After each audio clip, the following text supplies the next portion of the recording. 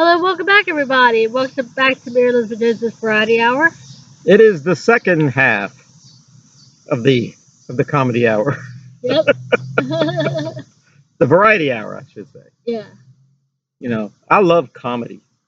I do I love too. comedy, and I love everything. I You like Chick-fil-A?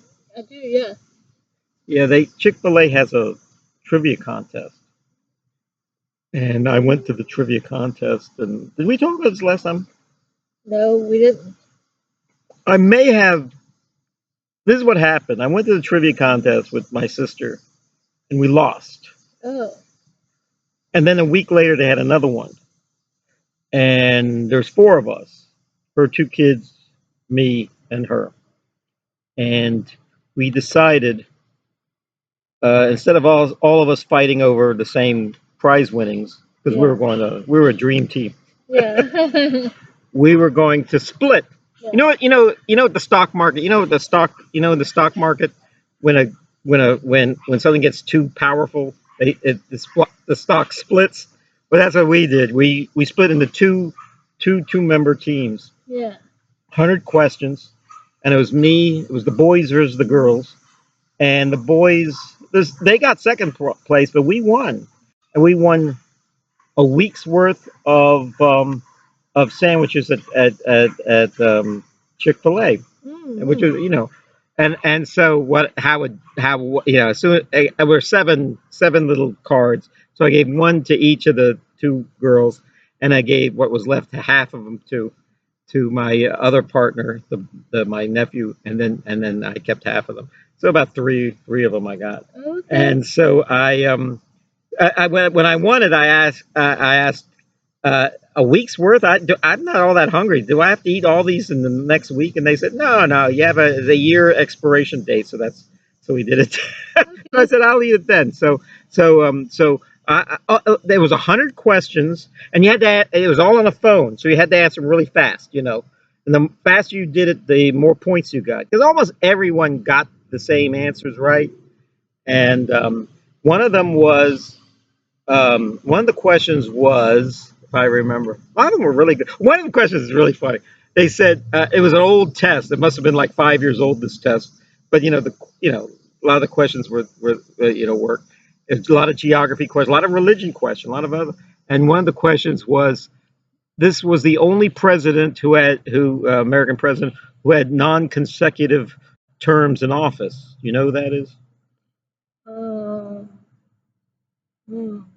In other words, he didn't serve 8 years straight. He served 4 years, took a break, another 4 years, and the answer was Grover Cleveland, and we all got it Oh, right. okay. But the reason why he didn't do it consecutively is he got beaten the second time he ran, but he won the third time he ran. And I said, this is the wrong answer because Donald Trump has done that since. It was an old quiz. They said, yeah, but I got that, but everyone got the answer right, so that's fine. They also asked the question uh, uh, about what. Let me see if I can phrase it right. This Neil Sedaka had his first hit in 20 years, writing a number one song, "Love Will Keep Us Together." Who performed? But he didn't perform it. Who performed it? Captain Tenille. Captain Tenille. Yes. And I got all those old timey questions right. I've gotten all those right. You would have got, yeah. Well, yeah. That's just it. Let me tell you about trivia contests. Yeah. You and your friends probably know all the same stuff. You all know show business. You all might be sports fans. You all might be scientists, or you might be all lawyers and you know the law or something. But you want a dream team. In fact, it's always important to have a young person on your team, like my nephew, because he knew all about Beyonce and rap music and stuff. That I didn't know any of that stuff, but I knew Elvis and rockabilly and the Beach Boys and stuff like that. But and actually he did too. But Captain Tenille were the answer. Now, you remember the Captain Tenille? Weren't they great? Oh, yes. Yes. They did another hit called Do That To Me One More Time. And it's never been enough with a man like you. Ooh. They had a lot of hits. I remember they had a song called Muskrat Love, Oh, I remember that one too. which was about muskrats falling in love. Muskrat love. Da-da-da. I remember when Queen Elizabeth came to the Ford White House, and they were very popular in the 1970s when Oh yeah. Ford was president. So our best performer at the time was the Captain Tenille, Oh yeah. and they sang Muskrat Love to Queen Elizabeth. And who else? There was I forget who else was there. I think it was, well, I remember the Captain and Tenille were there, and Julia Child Oh. was like the host of the PBS stuff, and they asked her, "What do you think of the entertainment that the White House provided for the Queen Elizabeth?" She goes, "I don't think it was very dignified. They should have got an opera singer or somebody like that. Why did they get?" I'm doing the Dan Aykroyd version of Julia Child. Julia Child said that songs about muskrats making love, that's the best we could do for the Queen. And then she also complained, if you remember, the captain never took off his hat, and he didn't take his hat off to the Queen. And that actually caused a stir in manners, you know. They actually, I don't think their marriage lasted. It lasted a long time, like 40 years or something, and then they got a divorce. Yeah. What's the deal there? I know. Enough was enough, I guess. But she was very wonderful. She was from like Alabama or somewhere. She was Yeah. southern, and he actually had a famous father who was a director of an orchestra, Daryl Dragon. Yes. That was his real name. Carmine Dragon was, I think, his name. Daryl Dragon was like one of these society orchestras that would play at like debutante balls and at the Waldorf Astoria on New Year's Eve. One of those, sort of like the Peter Duchin orchestra. And if you want to see his father, he's at the end of the movie The In-Laws with Alan Arkin and Peter Falk. Remember that movie, The Oh In-Laws? yeah. They run it. They get some money at the end. He goes, "Oh, we're not hiring like a guy playing the piano or a DJ. We actually got Daryl Dragon and his orchestra." And you see him conducting the orchestra at the end. They come in on a balloon, but that's the captain's uh, uh, father. They actually had a, a variety show for a short time, and she had a talk show, which I actually remember she had her sisters on there too. or she had sisters. I mean, were they famous? I don't think they were as famous as her, Not but as yeah. she did have a group of her sisters in her show. She was good. She was the talent. I mean, he played the piano and everything, and he was good, but he didn't say a whole lot. Yeah. I think on the variety show they tried to get him in skits and tried to get him. And for the music, he was probably pretty good, you know, as the orchestrator and everything on there. But what can I tell? Oh, what other hits did they have? Do That to Me One More Time. Love Will Keep Us Together was so good. Yeah. That brought Neil Sedaka back, and Neil Sedaka was this famous songwriter of the 1950s. Coming Through the Rain. Yeah. That was a good song that they did. They did. Yeah. Yeah. Yeah. I kind of miss Captain Tenille. Yeah, I did too. They were on all the shows, variety shows, the Johnny Carson show, where they sang all their hits and everything. Yeah. I've been speaking of the 1970s. I've been kind of obsessed with. I met at the Comic Con earlier this year, Sid Krofft of Sid and Marty Krofft. Yes. He may have even produced. They may have even produced the Captain Tenille show. I know they produced the Barbara Mandrell show. Remember that show? Yeah. And they produced the Donnie Marie show and all those Saturday morning shows. But anyway, my favorite was the Banana Splits. I mean, I really love the Banana Splits. Now, this isn't a typical Banana Splits. This is Banana Splits horror movie. Yeah. They sold the rights to make a horror movie out of them where they're murdering people. Yeah. They've done that a few times in I think their copyright is still in effect because it's only from the 1970s, only from 50 years ago. But Popeye is now in the public domain, and Winnie the Pooh is in the public domain. Yeah. I think the old Mickey Mouse is in the public domain. Yeah. So now they're making these. Now you could take these characters and do whatever you want with them, and people are. There's a I just saw a movie. Well, I didn't see the movie, but I saw the trailer for it and I downloaded it on my computer. Popeye's Revenge, where he sort of like a what did I did what you I saw what you did last summer, where he's Popeye is murdering people. Yeah.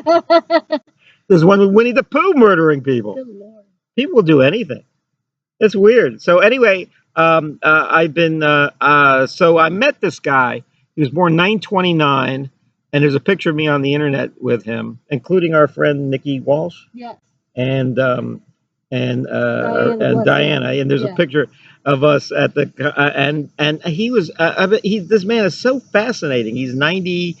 I guess he's 95 now. He'll probably be 96 soon. He Sid Krofft, his younger brother died, but he was a puppeteer in the 1940s. He was Barnum and Bailey Circus. He was telling all these stories about how he saw Frank Sinatra getting beaten up in Spain by a bullfighter who was Ava Gardner's boyfriend at the time. He thought he was a tough guy, and he was there when that happened. He was telling me Sid Krofft was talking about working with Judy Garland and talking with all these people, and this man is just this treasure trove of information. And he created all these shows in the '60s and '70s and '80s, and gave us the popularity of Donnie and Marie Osmond. All those shows are really getting Bob Hope and Groucho Marx and all these people were on those shows and everything. So I couldn't wait to talk to him and meet him and everything. But this is not an example of his work, except for the costumes. He and his brother got paid $50,000 in 1968 to create the banana splits for Hanna Barbera, the first, and and Hanna Barbera probably made millions from this show. So then they said, well, we don't need. Why do we need Hanna Barbera? We'll create our own show. So they created HR Puff and stuff. You ever seen that show? Oh yeah. And with Jack Wild. And what's kind of neat about HR Puff and stuff, if you look at it now, it looks like an acid trip for children.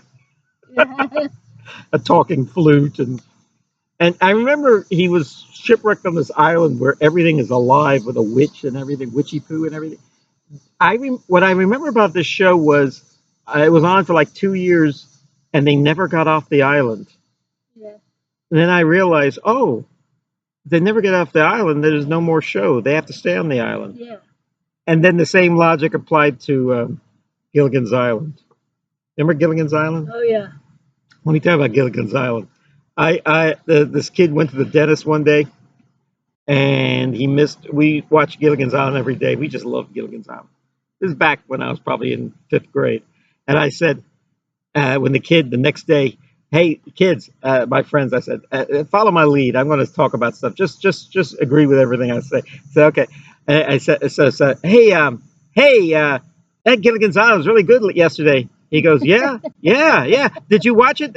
He goes, no, I was at the dentist. I missed it. I said, oh, did you see that? Wasn't that wonderful how they finally got off the island? You know, he goes, oh yeah, that was great how they got off the island. And we go, what? They got off the island? I missed that episode. That must be the finale episode. Yeah, well, no, there is no finale episode of Gilligan's Island. They never got off the island.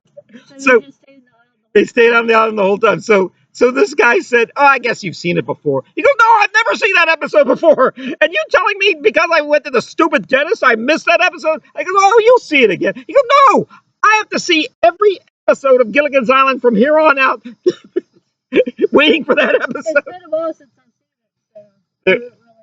In fact, what happened was when the show was canceled, the producers didn't know about it. They didn't know it was going to be canceled. And if they knew it was going to be canceled, they would have made a final episode. Yeah. And they didn't make a final episode. So they're still on the island to this day. I think something like 30 years later, they did a TV movie and they got off the island. They're all old at that point. Yeah. Let me tell you something. I've been, I think I may have mentioned this movie before. Ghost Rider. Yeah. Now, it's a Marvel comic. I think it's a Marvel comic or DC comic. So, Nicolas Cage. Like, I'll tell you how I met him once. I met him at the same time I met O.J. Simpson and Mel Gibson. The same, and I met Charlie Sheen, and they were all nice to me. The only one who wasn't nice was Chevy Chase. But I met Nicolas Cage, and he was very nice.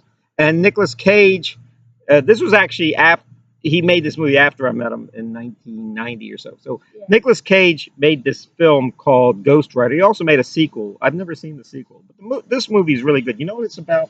What? It's a silly story. Let me tell you what the story's about.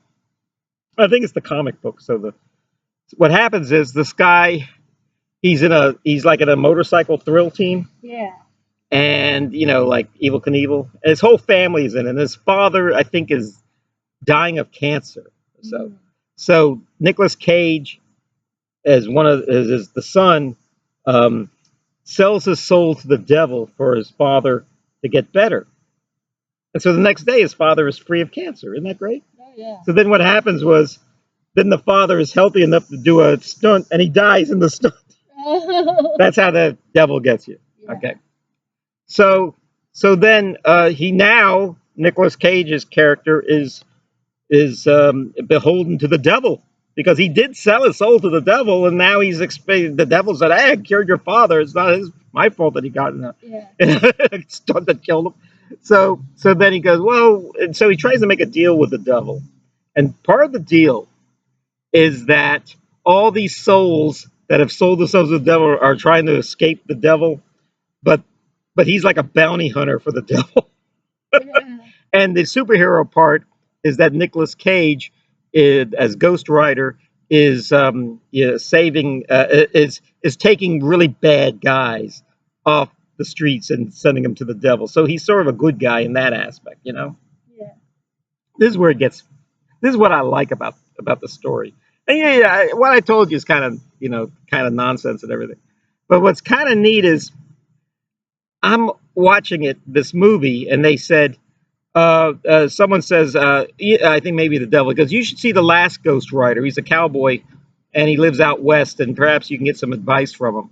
And he's played by Sam Elliott. You know that Sam Elliott, Oh yeah. married to the woman in the Graduate, Catherine Ross.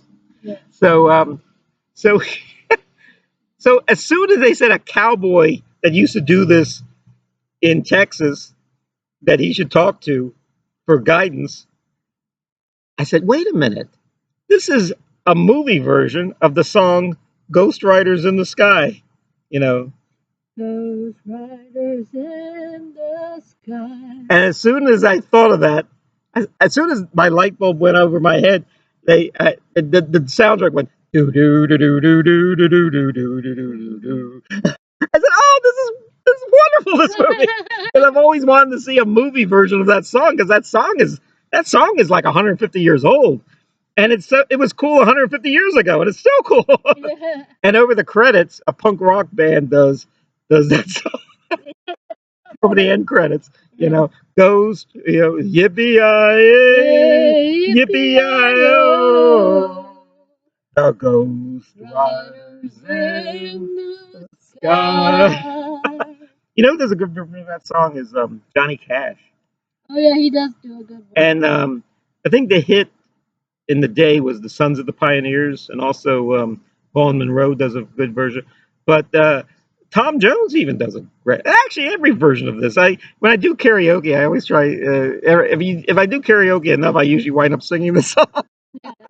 His hands are full on fire and their shirts all soaked with sweat. All right, so that's Ghost Rider. Yeah. All right, and the other thing is this crazy movie. Yeah. We mentioned Nicole Kidman earlier, and you always want to talk about Stanley Kubrick, and this was his last film.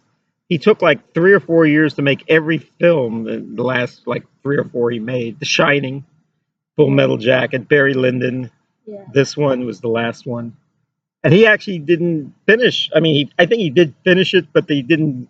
He didn't live to see it in theaters. He died in like 1998 or 99, and it came out around that like about 6 months later. They weren't sure if it was finished. He filmed everything like 40 times, Wow. and none of these actors were ever good again. Jack Nicholson was never good again. What's his name? Shelley Duvall, the guy from Full Metal Jacket, Ryan O'Neal, and Malcolm McDowell. They kind of were kind of pushed to the limit by Stanley Kubrick, who was actually, everyone thinks he was English, but he was Passed away actually, a couple years ago. who? Shelley Duvall. That's awful. Yeah. I know. She never. She made a couple of movies after that. She made, of course, Popeye. She played Olive Oil. Yeah. But she was actually. You see, like the behind the scenes footage. She's actually pushed to the limit. She's not that strong a personality. I don't think. She might have been the miscast, but she's good in The Shining. He Yeah, did she get. was. He did get something out of her. Yeah. This movie is very strange. For one thing, they were married at the time. There are a couple of movies. There's a movie out right now called Together, with has Alison Brie and Dave Franco. And when they're making love on screen naked, it's kind of voyeuristic. This movie is kind of voyeuristic because they were married at the time. And there's a movie with Alec Baldwin and Kim Basinger called The Getaway, and kind of creepy. You want your actors to be acting, not like they're like a documentary naked. Yeah, I know. I always thought that was a weird movie. It is a weird movie, and it gets weirder and weirder as it unfolds. The book that was based on was written in 928 in Austria. I think a psychiatrist wrote it, not even a regular I novelist. think I was in high school when they made that Yeah, movie. yeah. Eyes Wide Shut, and some people said, "Have you seen the movie Eyes Shut Wide lately, or Eyes Wide Open?" They don't ever got the name right. It was made in 1999, but I Yeah, graduated in 98. there you So go. that was the year after I graduated high school. Yeah. You know who's in this movie in small parts? You could actually see the guy from Dharma and Greg is in it. The guy who Alan Cummings, who's on Broadway a lot. He. A lot of people think it's Pee Wee Herman when they see him. The whole movie is made in London, but they make it look like New York City. But there are some things that give it away. Like there's certain like at one point you see a car driving on the left side of the road, but everything else looks like New York. Um, it's quite the movie. I showed it to my dad and my sister, and they were so confused. This is too arty for me. There's a lot of nudity in this movie, female nudity, and which is what I liked about it. But what was kind of neat about it, I said, I heard somebody say this movie is one big nudorama. It's about 3 hours long. This movie, and Eyes Wide Shut. And what's kind of neat when you're watching it in the theater, which I did, but you can watch it on at home. You realize when you're watching it that it's the last movie you'll ever see by Stanley Kubrick, who was actually from the Bronx, where my dad is from. He made a lot of good films. He made like the best films. He only made 13 films, and this is his last one. I think he supposedly said the Nicole and Tom Cruise that this was the best film he ever made, and it's up there. I think the best film he ever made was Doctor Strangelove. He also made 2001: A Space Odyssey and Clockwork Orange. I mean, they're all 13 masterpieces.